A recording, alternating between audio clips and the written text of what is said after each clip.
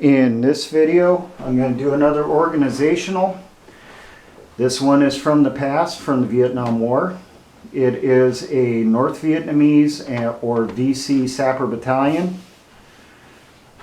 NVA was North Vietnamese Army, VC was Viet Cong or the Southern Guerrillas in the Communist organization. Now, one thing you will find if you do any research, there was no set table of organization and equipment, especially for the Viet Cong Sapper Battalions. There was essentially a general layout that they would go off of. But what was in there was really dependent on what was available and how many trained personnel were available. The VC Sapper Battalions were typically found at your regional and main force levels. They were not local force units.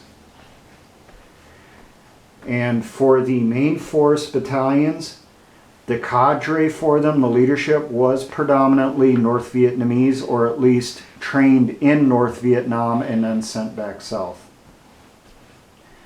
Now, each battalion had approximately 205 personnel. Obviously, that varied, depending on casualties, how many people were injured coming south, how many people were sick, how many were killed in ambushes. Now at battalion level, you had a headquarters section or platoon. If it was a VC battalion, it was typically a section of only 5 personnel or up to 5 personnel. If it was North Vietnamese, they had a platoon of approximately 15 to 20 personnel as their headquarters section or headquarters element in the battalion. The North Vietnamese battalions had a signals platoon of up to 30 personnel. They also had a reconnaissance platoon of up to 30 personnel, and that was found at the NVA and VC Sapper Battalions.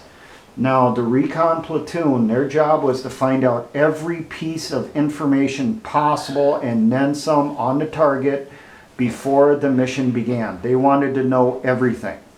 They wanted to know not just where the fighting positions were, where the wire was, what the layout was and that. They wanted to know the condition of the wire. They wanted to know how alert the troops were inside the fighting positions, in the guard towers, in the bunkers. Were they jumpy? Were they, sloughing off? How long their guard shifts were? What type of weapons? Everything. They wanted to know every detail possible on the encampment before they began their plan for how they were going to penetrate the perimeter and get inside to do the maximum amount of damage possible. Now, you had one weapons company in the battalion of approximately 50 personnel. You had a headquarters section of up to 5 personnel. You had 3 platoons. Each platoon was made up of 2 squads, 1 light machine gun squad and 1 mortar squad. The light machine gun squad was made up of 2 cells or 2 teams. They were equipped with AK series rifles and 2 RPDs or RPKs with 1 in each cell in the squad. The mortar squad was equipped with AKs and 1 60mm or 82mm mortar. The main purpose of that mortar was diversion, to draw off attention of a sapper attack. It was not to cause damage in a perimeter.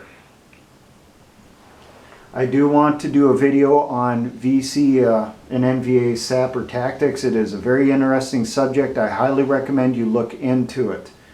Read the histories, the stories from the U.S. troops, and also look into the stories out there from the communist sappers themselves.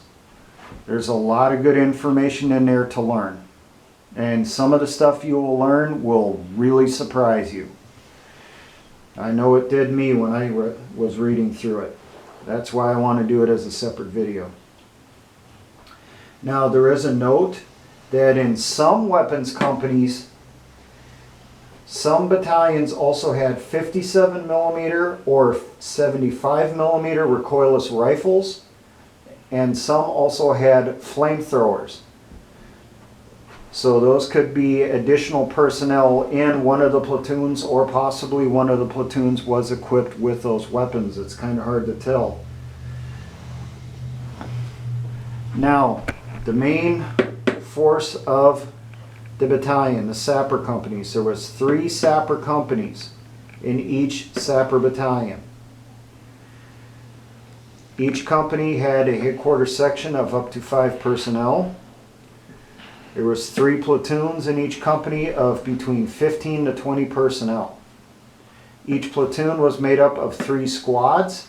Each squad had 6 troops, which were divided into 2 cells or 2 teams of 3 personnel. Of the squads, one of them was a penetration squad whose job was to get through the wire as quietly as possible to clear the way for the assault squads. And there was 2 assault squads, also called arrows, in each Sapper platoon. Now, the penetration squad was equipped with 1 RPG, submachine guns, light assault rifles, like folding stocked AKs or Colt carbines, captured Colt carbines. They would also use wire cutters and Bangalore torpedoes. Now, their job was to get in quietly, so they would strip down and they would slip through the wire, cutting their way through as they went. Bangalores and satchel charges were only used if they were seen by the defenders. Then they would toss them into the wire to blow a path through.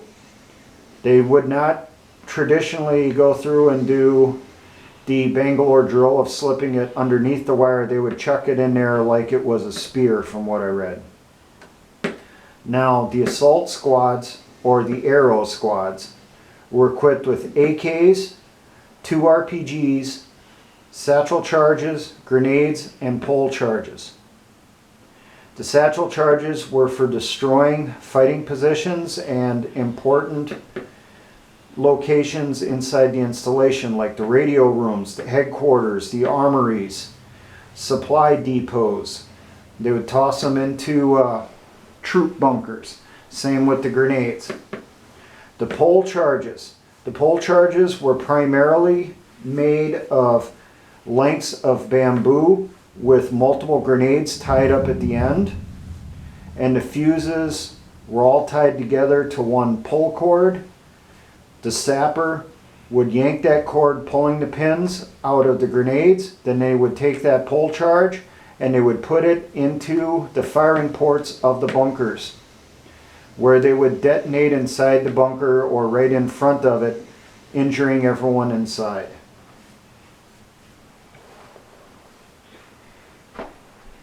Sapper battalions were very feared in Vietnam because they were able to get through the wire without anyone noticing. Check into it.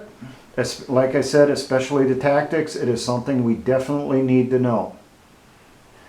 Now, for all my engineer brothers in the Patriot and militia movements, always remember, essayons.